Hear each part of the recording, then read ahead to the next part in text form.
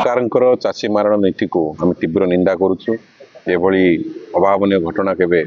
ଆମେ ପୂର୍ବରୁ ଦେଖିନଥିଲୁ ଯେ 3 ମାସ ଧାନ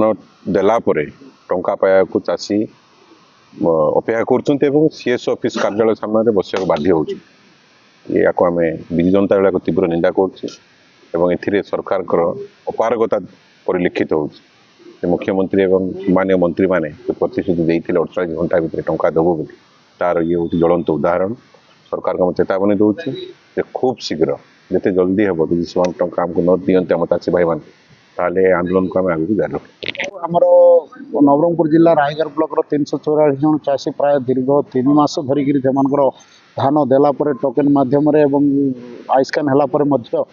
बर्तमान सुधा प्राप्य पाई पारि जद्वारा कि आम आंदोलन आम चेतावनी देलु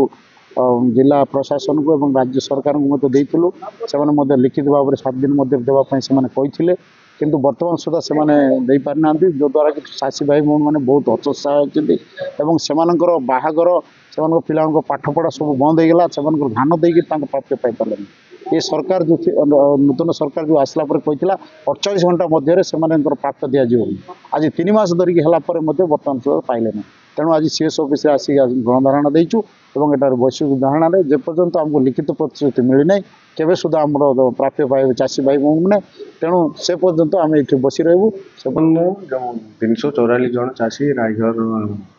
लैंप अंडर से मार्च 31 तारीख सुधा जो धान परचेज होता पैसा पाइबा कथा से बाबद आम